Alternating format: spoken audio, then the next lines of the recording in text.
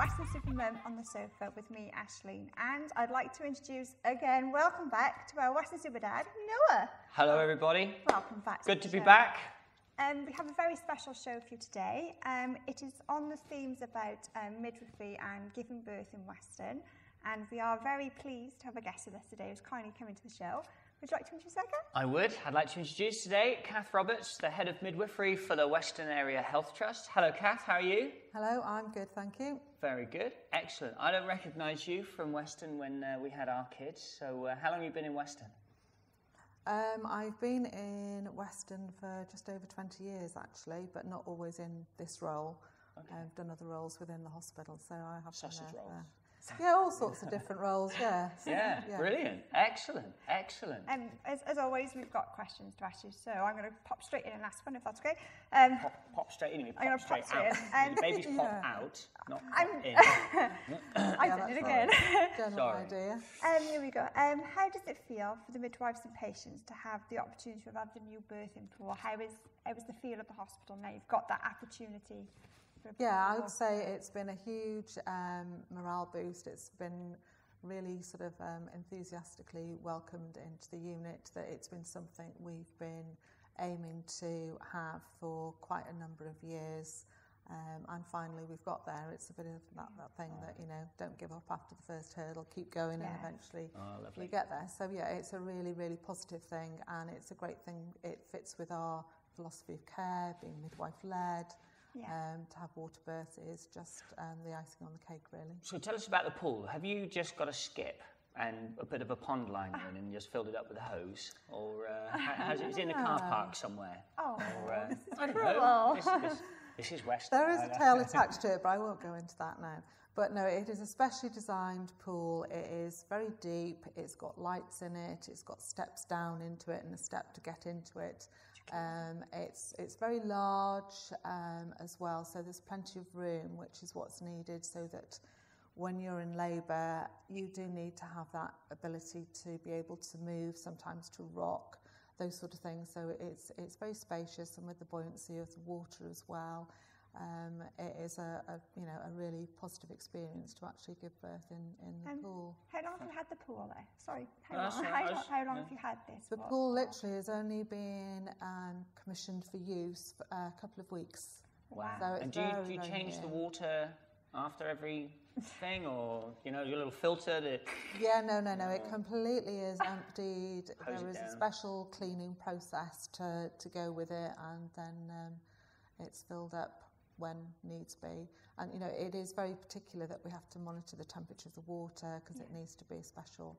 It can't be too cold and it can't be too hot. It has to be the correct temperature and things. So it's quite a skill. It isn't just I guess you have to be trained in you do need to be trained, and we are going through that process now. We've got the pool to get everybody skilled, so it is an ongoing process to get everybody to have that experience, as well as having the theory behind the knowledge of water births. And how many times has it been used? It's been up and running for a couple of weeks. Yeah, we've had 3 water births so far in the pool, which have been fantastic, and it's been great excitement, especially when the first one happened. Did you wet the baby's head?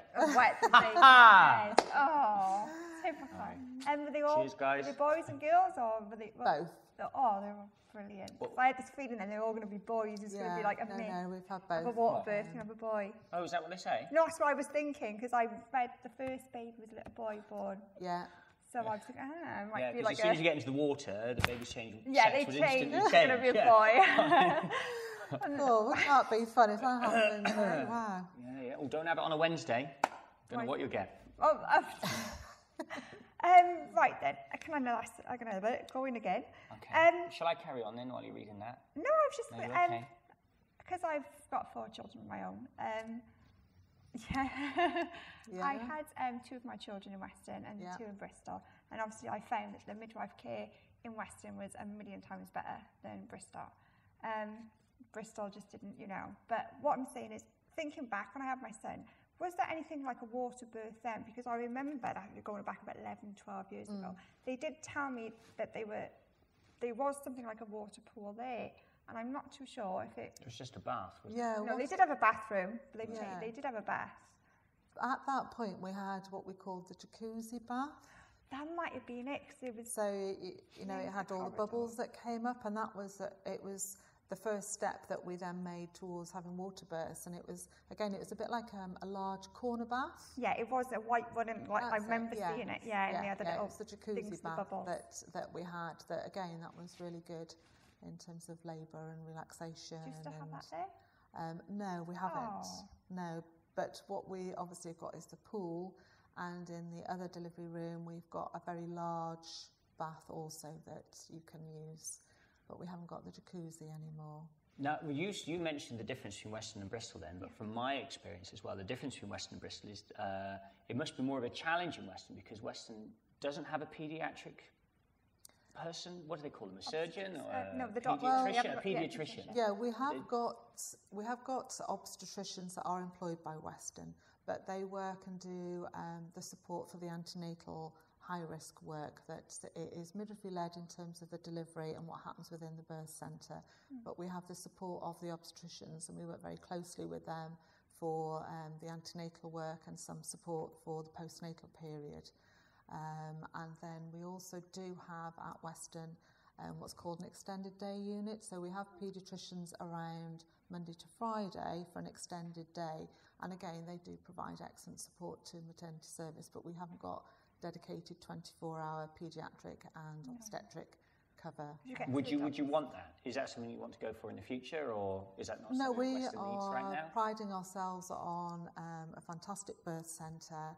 You know, we obviously need to keep looking at what the demographics are of the population, and if the need is there to change, you know, the service that we've got, then that is something we would need to look at. But at the moment, you know, the birth centre is providing, you know, a fantastic place for people to come to have their babies that are low risk, and the midwives are very skilled in caring for normal women during that period of time.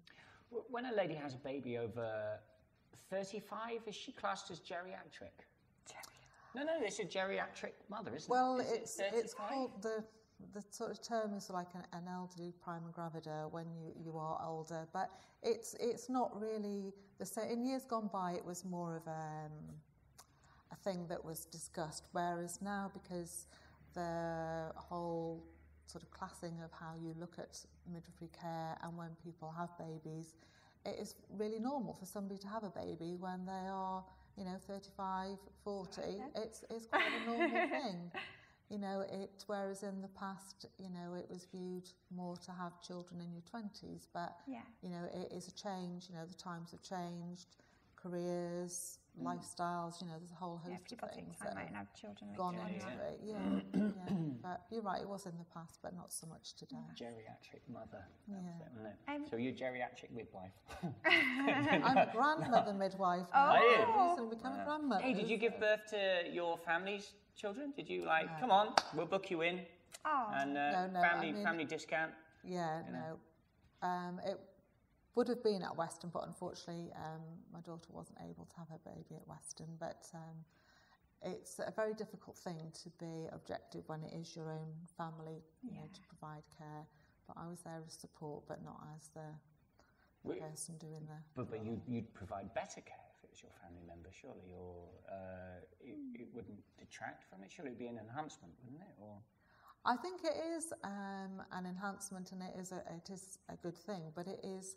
If something was not going as it should be, to be objective, to make the correct decisions on care, it's a bit hard. It is very difficult, and it's not sort of advocated throughout the whole of the medical profession, really. It is quite a difficult thing to Of course, because doctors, GPs, they're not allowed to look after their own family, are they? They're not.